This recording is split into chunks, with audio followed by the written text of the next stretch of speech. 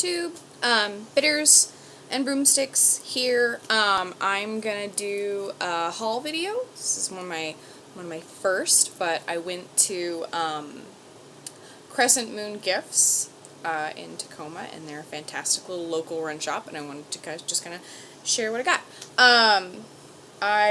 First off, I got this soap. You can see it. It's Crone and Crow. It's their fresh fruit. I haven't tried this scent before, but it's kind of fruity and nummy. I've tried their lemongrass soap before, and I don't know who makes this, but the lemongrass soap was one of the most wonderful things I have ever had the pleasure to rub all over myself. So I'm hoping that this is going to work out just as well. I also got some incense. I got mostly incense, as a matter of fact, which is kind of unusual for me. I don't use a whole lot of it. But I got the hem coconut incense. It smells like food. Like, it smells like you opened a can of coconut milk and made it in incense. So at least that's what it smells like in the box. I have not burned it yet, so when I do, I will let you know. I'll probably let you know if it's horrible. I might not let you know if it's mediocre. But paid about $1. Happy about it. The Crone and Crow soap, sorry, I forgot to mention this. This is locally made, and the price was actually not bad considering how long the last bar lasted. It lasted me a couple months, and it was about $5, which for handmade soap is not terrible. I mean, that's what you pay for the about what you pay for the organic-y style soaps in Target, so I figured handmade. I'm supporting a local business, local artist, and it was really good soap. It's got coconut oil, olive oil, shea butter, and avocado butter in it, and it was really good for my skin last time, so hopefully this smell is going to work out nicely. I got 2 of these incenses by Nature. I've used this brand before, and they're lovely. They're not cheap is the issue, but I am in an area where loose incense on coal discs is not necessarily always the best idea for me, because I don't want to set off my smoke detectors in my apartment, because they will charge you money for that. Also, I have a very small apartment, and there's not a whole lot of places for the smoke to go, so stick incense is great for me, and this is some of the most high quality stuff that I could find. I haven't tried the copal before from them, but it smells pretty heavenly in the package, so I'm thinking this is going to work out pretty well.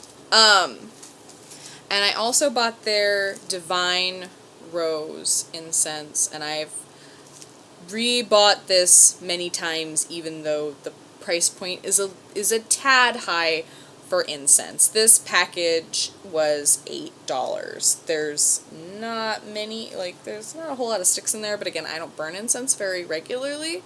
But this is the best rose scent I have ever come across, ever. Point blank, period. Like, I like this better than straight up roses on a coal disc. Like, this is amazing. It's heavenly, so I figured I would pay a little extra for something I don't do real frequently, but it smells real good. It's pretty juicy stuff. I like it. I also got a free sample of the India Temple incense, which I think is kind of neat that they offered free samples of it, and this is, even just in the package, is really perfumey and really nice, so I'm a little excited about it, to be honest. I'm kind of in love with the sample, and I might end up buying a lot more of it, so you guys might find out how this goes. This little love affair right here. The other thing I got is I got 2 yellow chime candles, because I am running low on yellow chime candles. One of the deities that presented themselves to me to work with really digs yellow, and she likes a lot. Like, she likes to be fed a lot. So I ended up buying more just to have around in case. One of the last things I got, and I've actually been looking for one of these for a couple months now, and I was actually considering buying one online that was much, much more expensive than the one I got, was I got a pendulum. This is Rainbow Moonstone on a little silver chain. Was not terribly expensive, especially not considering what I was going to purchase one for. And even the little bead at the top is moonstone as well, which actually makes me really happy. This one in particular, I was looking at the pendulums and I thought, well, I've been looking specifically for some reason for a rainbow moonstone pendulum, which is really weirdly specific. Not that I thought that I needed a rainbow moonstone one for any particular reason. I was really, really drawn to it, and I liked the look of it, so that's what I had decided to get, and they happened to have them at Crescent Moon, and I saw this one, and it was the first one that I picked, and it literally jumped into my hand, like they were hanging on a little display, and I went to look at this one and it jumped in my hand and I didn't put it down. I did look at other ones, but this one I didn't put down, and it's the one that jumped in my hand. And I was actually there with my mom, because I go to occult stores with my mom, by the way. And she told me as we were walking to the car, she's like, I was really hoping you were going to buy that one because it jumped into your hand, and normally if something jumps into your hand, it's probably the thing for you. So that's what I got, and it's super pretty. I'm not sure if you can see, but this one side has like a really badass rainbow flash in it. So I'm really quite pleased about it, that I found exactly what I wanted on a random day trip to my mom, to go visit my mom. So, and for way, way less than I expected to pay for it. So yeah, I'm a little stoked about that. I'm pretty pleased. So I'm gonna play with this a lot. Like a bunch. The last thing that I got that I want to show you guys is, the reason I ended up seeing my mom was I went to a friend's engagement party in Seattle, and I ended up staying the night at a friend's house, and this particular friend of mine is like a legit herbalist, and when I say legit, I mean like she's got a degree. She went to school and paid a whole bunch of money to be an herbalist, so she's kind of my default backup, like, if I don't know something about plants, which, let's face it, is often. You guys don't know that yet, but it's often. If I can't find it in my kitchen cabinet, like, I'm a little bit hopeless. So I call her a lot and ask for things. She's my pocket herbalist. And no, that's not a short joke. Okay, maybe it's a short joke. But she lives in Seattle, and I live down here, and I live in Olympia, and I don't get to see her very often, so it was really fun to see her, and I was kind of griping about, I had a little bit of, like, I don't know, I had, like a little bit of, like a rash, like, not a rash, like, my skirt had rubbed really wrong, and, it was really hurting me. And I kind of griped about it on the ride home, or on the walk home. And she said, well, is it doing this? Is it doing this? And I'm like, well, yeah, kind of. And she's like, okay, I have something for that. And I'm like, okay, because, I love her a lot. She is one of my best friends on the face of the planet. And she just hands me things to put in my mouth.